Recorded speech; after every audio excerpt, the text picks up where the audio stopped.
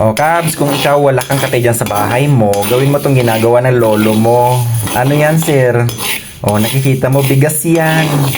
Hinaluan ko lang ng konting sesame seed. Kung wala namang sesame seed, wala namang problema kasi nung araw wala namang sesame seed na nihalo ng ating mga ninuno, di ba? So, ano bang benepisyo niyan, sir? Safe ba yan? Mamaya ko explain, Kabs, ha? Kasi isang oras na ako dito nakatayo. Nagmekos-mekos dito. Piniikot-ikot to. Kagaya ng pag-ikot sa'yo ng jowa.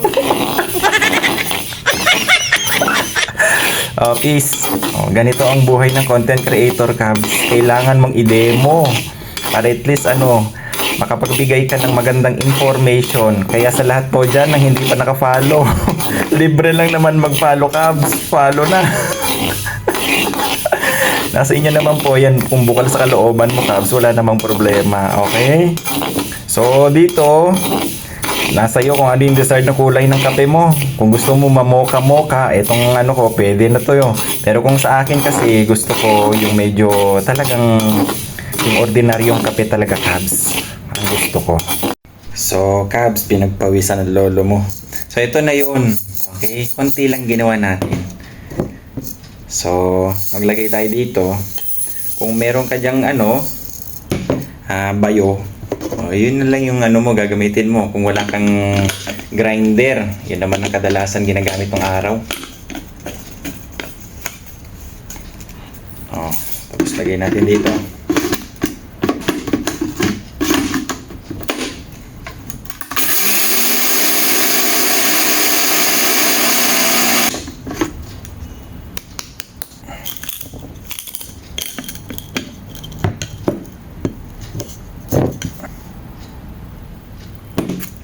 Ang bango, Kabs. So, ito na nga, Kabs. From this to this. Di ba ang ganda? Yan tingnan nyo. Nasa iyo kung ano yung desired na kulay na gusto mo. Ito, saktong-sakto lang, Kabs. Kasi hindi lang naman ito yung first time kong gumawa ng ganito, Kabs. Sabi ko, share ko nga ito kasi maganda siya. Okay, nasa inyo po ha, Kabs, kung gusto nyong gawin yung ganito ha. O kung ikaw, aanin ko yung ganyan, magpapagod-pagod pa ako. Bumili na lang ako dyan ng mga kape dyan. Choice nyo po yan. Okay? Pero kung kayo, kagaya namin, hampas lupa, nasa bukid, Kabs, ayan, ganito gawin mo. Sarap. Papainit akong tubig ngayon kasi magkakape ako. Kasi may mga babasahin pa ako mga research, kabayan. So, syempre, lagay natin sa ating lagayan ng kape. Medyo matagal-tagal na rin ang abutin yan, Kabs. Siguro yung kalahating kilo mo na bigas dyan. Marami nang magagawa yan. Lahatin ko na nga lang para isang na lang.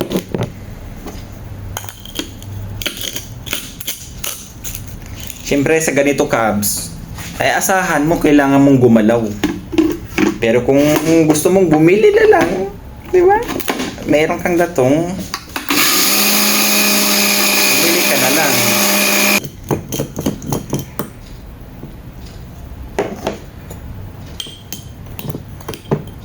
Ang bango. Di ba? Yan natin sa lagayan natin. Siyempre.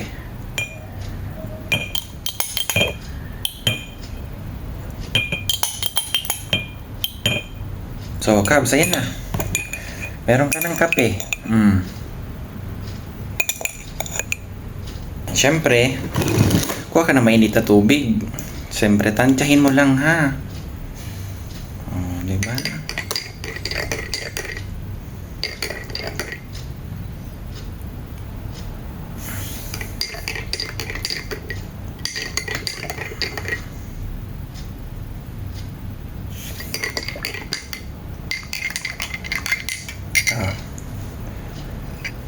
Meron ka ng kape.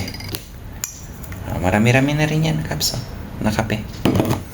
Siyempre, kung meron kang clove dyan, lagyan mo ng isa, dalawa. So, 1, 2.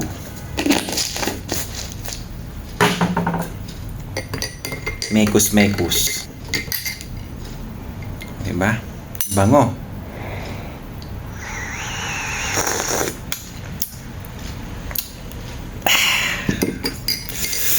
Sarap!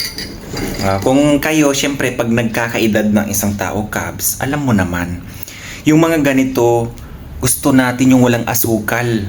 Wag mo nang lagyan ng asukal ito. Kasi, Cubs, sa totoo lang, sa mga research na binabasa ko at sinishare ko sa inyo, kung ano yung mapait sa bibig, siyang gustong-gusto ng atay. Kung anong matamis, ayaw ng atay yan. Pansin nyo ba, bakit may mga tao na ma-fatty liver, Cubs, na hindi naman mahilig sa alcohol, na hindi naman mahilig sa fatty food, pero mahilig sila sa matamis? Kasi ayaw ng atay yan. Pag mapait, Cubs, gustong-gusto ng. Pag maasim, gustong-gusto ng atay yan. Ito ang mga benepisyo nitong roasted rice coffee. Excellent ito, kabayan, at safe choice. Sinasabi ko sa inyo directly sa mga nababasa ko ito. Kung sino man dito ang may mataas na or hyperacidity lagi, acid reflux, gastroesophageal reflux, o yung GERD, sensitive ang stomach mo, go with, gumawa ka na nito, Cubs. Okay, kung napaka-sensitive ng stomach mo sa caffeine, ito na lang. Dahil ito nga ay naturally caffeine-free ito. Non-acidic at gluten-free. Unlike sa regular coffee, kabayan, it can trigger. Yes, it can trigger your pagtaas ng acid. O Cubs, baka matanong mo, paano mo naman nasasabi, sir, na itong roasted rice coffee ay maganda sa may mga hyperacidity or high acid stomach? Kasi nga dapat balanse yan, Cubs. Una, non-acidic and gentle. Unlike ng traditional na kape, kabayan, kagaya ng to. Unlike ng traditional na kape na yan, okay, alam nyo ba, highly acidic ang kape. Kaya kapag ikaw ay nagkakape ng caffeinated, ay dapat may laman muna ang tiyan mo. Okay, kasi kapag ikaw nagkape ng caffeinated, alam nyo, pwede niyang gawin, nire-relax niya ang throat nyo or esophagus nyo, pati yung sphincter, yung nagsasara dyan, para hindi umakyat yung acid. Pag yan nag-relax, kabayan, pwedeng makatrigger at umakyat yung acid nyo.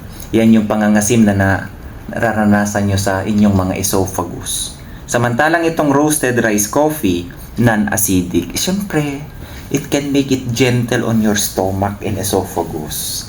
Pangalawa, caffeine-free, Cubs. Yung lack of caffeine nitong roasted rice coffee, it ensures that it does not increase acid production sa ating mga bituka. And then, nagre-resulta yan syempre to reduce the risk of heartburn. O Cubs, marami po pong di nakakaalam dito. Alam nyo ba ang roasted rice coffee? Mataas din ito sa antioxidant, Cubs, na nakakatulong. Yung mga ninuno natin, ito ang, di ba, lalakas nila. Di ba? Ito lang ang ano nila, hindi naman sila bumibili sa merkado, kamamahal na mga kape na yan. Nakakatulong yan to detoxify the system. Okay? At lalo na kung ikaw, very sensitive yung gut mo, suitable ito na iinumin mo kung gusto mong magkape. Alternative, lalo na kung ikaw may GERD, ulitin ko, ulcer, or yung may mga tao na high caffeine sensitive. So, Cubs, nasa yun naman po yan, ha? Pero masarap talaga siya, Cubs. Shout out po sa mga umiinom ng ganito. Marami tayo. Di nila alam maganda sa kalusugan nito, Cubs. Lalo na kung very sensitive talaga yung stomach mo. Yung konting kain mo lang, suka na agad dahil hyperacidity. Nagkakakos ng palpitation ng caffeine. Ito hindi nagkakakos ng palpitation, Cubs. Okay? Kaya ulitin ko sa pangatlong beses, nasa inyo po kung gusto nyong gawin. O Cubs, nabanggit ko kanina, ha, habang ang lolo mo nagmekos-mekos, oo, lagpas isang oras to sa ganitong kadami lang. Dahil nga, ang apoy nito habang niro-roast ko siya ay very low lang. Okay, minimal lang, Cubs. Yung hindi siya nabibigla. Expected ko na to may magtatanong dito. Baka naman nakakakos yan ng cancer, sir. Based on the current evidence, kabayan, roasted rice coffee is not classified as carcinogenic.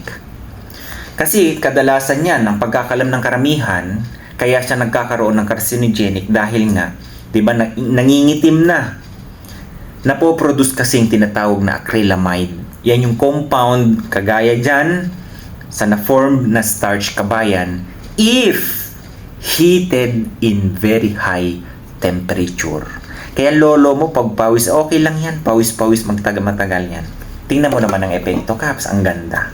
Hindi po ba? Kasi according to the safety level sa mga pag-aaral na sinasabi dito kabayan, yung level ng acrylamide found in any typical dietary sources, including yung mga roasted grain beverages, isa na to, okay, are generally considered too low to possess a significant cancer risks in human. Okay? So, huwag kayo mag-alala ha. Bakit yung mga ninuno natin nung araw?